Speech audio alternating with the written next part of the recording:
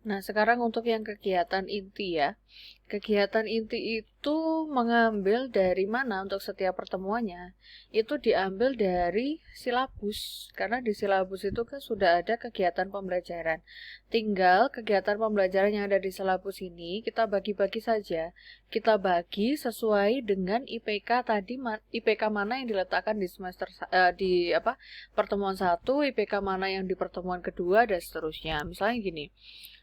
IPK yang di pertemuan 1 punya saya tadi itu adalah membaca dan menafsirkan. Berarti yang saya letakkan di pertemuan 1, bagian inti pertemuan 1 adalah yang ada kata-kata membaca dan menafsirkan. Berarti mana? Berarti ini pemberian stimulus dan problem statement.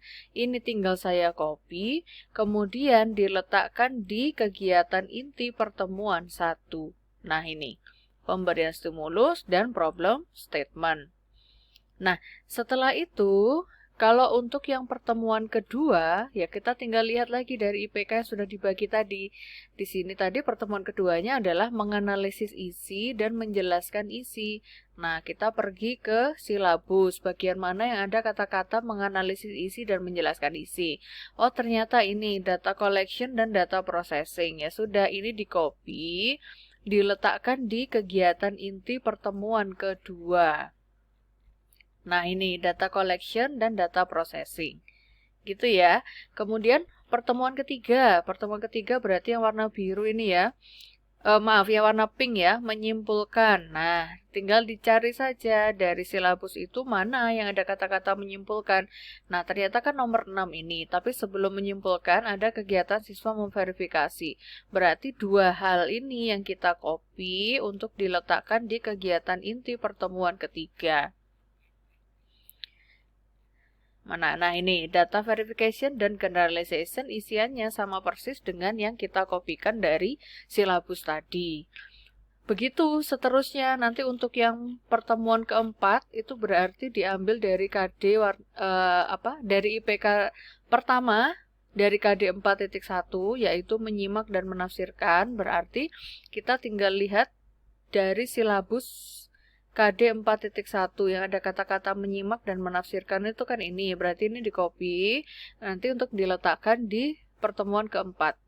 Ya, diletakkan di kegiatan inti pertemuan keempat. Karena mulai pertemuan keempat sampai pertemuan ke-8 ini kan miliknya KD 4.1. Gitu ya. Nah, selanjutnya penutup sekarang.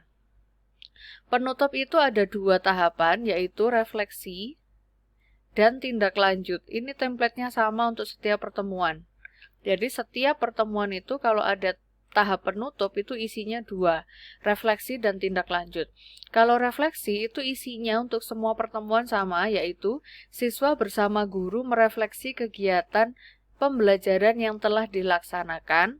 Nah, dengan cara apa itu alatnya silakan disebutkan. Kalau misalnya kelasnya itu sinkronus, dengan Zoom misalnya, ya sudah, berarti refleksinya dilaksanakan di Zoom. Kalau dengan Telegram, ya udah direfleksi disebutkan dengan menggunakan Telegram. Jadi ngikuti bagian yang pendahuluan dan inti tadi. Kalau seperti ini ya, misalnya di pertemuan 1 saya itu dari tadi asinkronus ini menggunakan mind map, Telegram, Google Classroom. Jadi kan dari tadi itu asinkronus. Lalu refleksinya di sini bisa di Telegram atau bisa juga di Google Classroom. Pilih salah satu, yang penting sama-sama asinkron. Kalau yang mana tadi ya, sebentar. Nah, pertemuan 3 misalnya. Ini saya menggunakan learning apps, Zoom, terus Zoom lagi. Terus ini belum saya beri keterangan.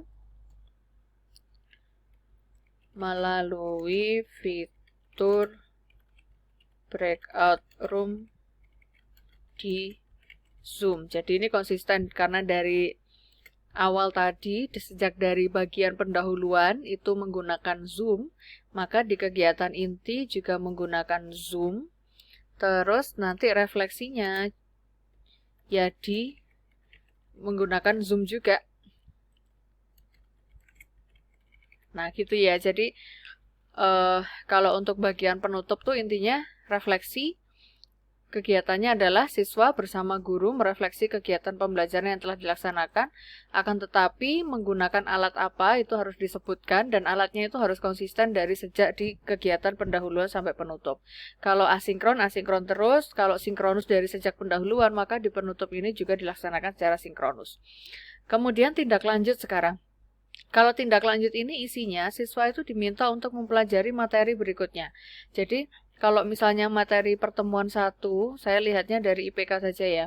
Kalau materi pertemuan 1 itu tadi membaca dan menafsirkan, berarti di tindak lanjut pertemuan 1 adalah siswa diminta untuk mempelajari materi tentang cara menganalisis dan menjelaskan isi dan aspek kebahasan teks LHU. Kita lihat.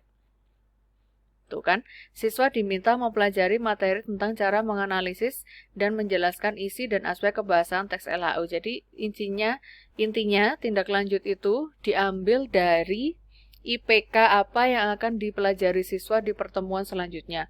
Kalau ini tindak lanjut pertemuan 1, berarti yang dipelajari siswa adalah materi IPK pertemuan kedua. Kalau di tindak lanjutnya pertemuan kedua seperti ini. Ini kan tindak lanjutnya pertemuan kedua. Ini kalimatnya diambil dari mana? Diambil dari IPK untuk pertemuan ketiga. Gitu ya. Jadi secara berurutan gitu. Gini, ini tadi pertemuan kedua itu tindak lanjutnya mempelajari materi tentang cara menyimpulkan isi dan aspek kebahasaan. Nah, kita lihat menyimpulkan isi dan aspek kebahasaan tadi itu adalah materi pertemuan ketiga. Jadi intinya adalah kalau refleksi itu mempelajari materi yang telah dipelajari oleh siswa di pertemuan hari itu. Tapi kalau tindak lanjut itu isinya adalah meminta siswa mempelajari materi untuk pertemuan selanjutnya. Jadi kalau sekarang sedang mengerjakan tahap penutup untuk pertemuan 1, berarti tindak lanjutnya berisi meminta siswa untuk mempelajari materi pertemuan kedua. Berarti diambil dari IPK untuk pertemuan kedua. Kalau misalnya sekarang sedang membuat tahap penutup untuk pertemuan ketiga, maka di bagian tindak lanjut itu siswa diminta untuk mempelajari materi untuk pertemuan keempat. Berarti diambil dari IPK pertemuan keempat dan seterusnya.